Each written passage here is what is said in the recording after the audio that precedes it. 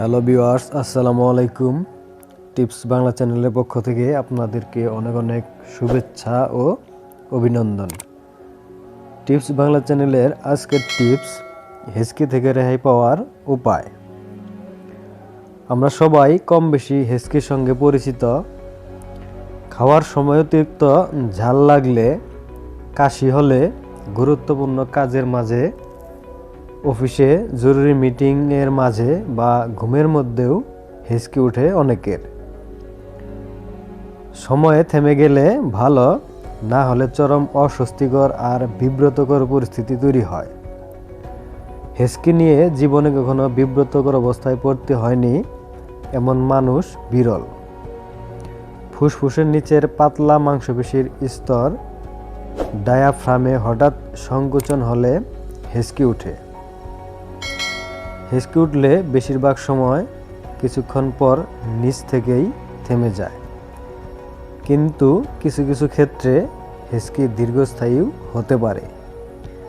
জেনে রাখুন হেঁচকি ঠেকানোর কিছু ঘরোয়া উপায়। জানার আগে এখনও যারা চ্যানেলটি সাবস্ক্রাইব করেননি তারা চ্যানেলটি সাবস্ক্রাইব করুন এবং পাশে থাকা বেল আইকনটি বাজিয়ে দিন এবং ভিডিওটি শেষ পর্যন্ত না টেনে দেখতে থাকুন। সাধারণত পানি পানে হেঁচকি কমে যায়। বিশেষ করে ঠান্ডা পানি পান করলে তাড়াতাড়ি সমস্যা থেকে পরিত্রাণ পাওয়া যায়।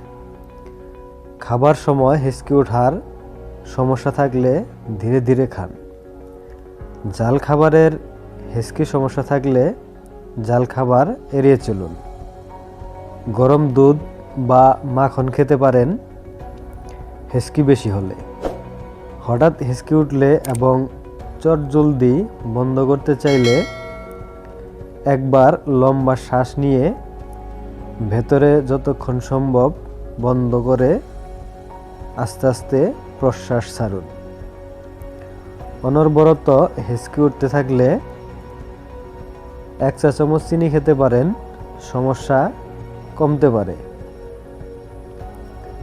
হেঁচকি বন্ধ করার জন্য লেবুর রসও অনেক কার্যকরী। লেবুর রস বা ভিনেগার অল্প পরিমাণে খেয়েও দেখতে পারেন, তাতে অনেকটাই কাজে আসবে। এটি হেঁচকি বন্ধ করতে বেশ কার্যকর। 2 কানের ভেতর 2 আঙ্গুল ঢুকিয়ে কিছুক্ষণ চুপচাপ থাকুন, দেখবেন হেঁচকি ধীরে ধীরে বন্ধ হয়ে গেছে। হেঁচকি থেকে রেহাই পাওয়ার আরও অন্যান্য ঘরোয়া উপায় রয়েছে, যেগুলো আপনারা বিভিন্ন ইউটিউব চ্যানেল কিংবা বিভিন্ন পত্রপত্রিকার মাধ্যমে জানতে পারবেন। এ থেকেই হেঁচকি হওয়ার থেকে রক্ষা পাবেন। অতএব যারা এখনও আমাদের এই চ্যানেলটি সাবস্ক্রাইব করেননি তারা চ্যানেলটি সাবস্ক্রাইব করুন এবং পাশে থাকা বেল আইকনটি বাজিয়ে দিন। এবং ভিডিওটি শেষ পর্যন্ত দেখার জন্য আপনাদেরকে অসংখ্য ধন্যবাদ।